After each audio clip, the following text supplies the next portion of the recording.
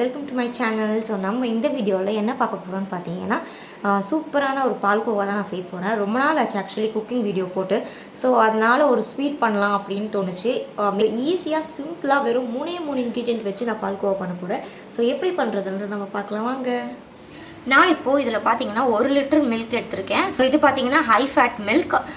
So இந்த மாதிரி high fat milk இருக்கிறது எடுத்திங்கன்னா உங்களுக்கு வந்து பால்கோவா நல்லா திக்காக வரும். ஸோ நான் இப்போ வந்து 1 லிட்டரு இதில் எடுத்து இப்போ நான் இது வந்து பாயில் பண்ண போகிறேன். ஃபஸ்ட்டு பால் கொதிக்கிற வரைக்கும் நம்ம வந்து ஹை ஃப்ளேம்லேயே வச்சுக்கலாம். இப்போ பார்த்தீங்கன்னா நல்லா நம்மளுக்கு வந்து பால் காஞ்சிடுச்சு. ஸோ இந்த மாதிரி நம்மளுக்கு வந்து மேலே வந்து இந்த மாதிரி ஏடு கட்டி வந்துகிட்டே இருக்கும். ஸோ நம்ம வந்து ஸ்லிம்மில் வச்சு இதை வந்து இப்படி உள்ளே தள்ளிக்கிட்டே இருக்கணும். ஸோ நீங்கள் வந்து கண்டினியூஸாக வந்து பண்ணிக்கிட்டே இருக்கணும்னு அவசியம் இல்லை. ஒரு 2 மினிட்ஸ்க்கு ஒரு வாட்டி இந்த ஏடு கட்டுறதை வந்து இப்படி உள் பக்கமாக இப்படி தள்ளி விட்டுகிட்டே இருக்கணும். அண்ட் கீழேயும் அடி பிடிக்காத மாதிரி நம்ம கிளறி விட்டுகிட்டே இருக்கணும். ஸோ இந்த பால் பார்த்திங்கன்னா நல்லா ரெடியூஸ் ஆகும். இப்போ இந்த வெசலில் பார்த்திங்கன்னா இது வந்து 3/4 இருக்குது. இது வந்து பார்த்திங்கன்னா இப்போது வந்து கீழே வரைக்கும் குறைஞ்சிரும் நல்லா. ஸோ நம்ம ஃபைனல் ஸ்டேஜ் வரைக்கும் வெயிட் பண்ணி பார்க்கலாம். ஸோ இந்த மாதிரி ஏடு வந்து உள்ளே நான் வந்து நல்லா உள்ளே ப்ரெஸ் பண்ணிகிட்டே இருக்கேன்.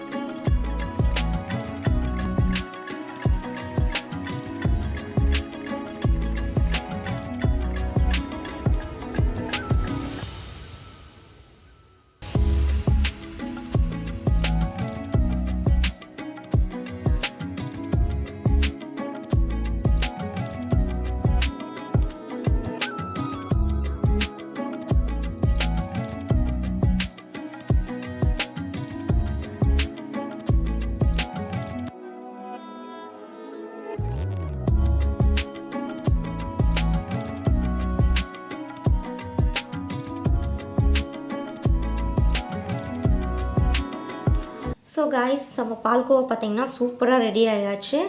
இது பார்த்திங்கன்னா ஒரு 100லேருந்து 150 கிராம்ஸ் வரைக்கும் இருக்கும். ஸோ நான் 1 லிட்டர் மில்க் எடுத்திருக்கேன். அதுலேருந்து நம்மளுக்கு இவ்வளோ பால்கோவா நம்மளுக்கு கிடச்சிருக்கு. ஸோ நான் வந்து இதை ரெஃப்ரிஜரேட் பண்ணி 2 ஹவர்ஸ் கிட்டே ஆகுது. இப்போ பார்த்திங்கன்னா நல்லா செட் ஆகிடுச்சு. ஸோ இது நான் மேலே வந்து கொஞ்சம் பாதாம்லாம் போட்டு கார்னிஷ் பண்ணியிருக்கேன். ஸோ இப்போ நம்ம வந்து இதை டேஸ்ட் பண்ணி பார்க்கலாம் எப்படி இருக்குதுன்னு சொல்லிட்டு.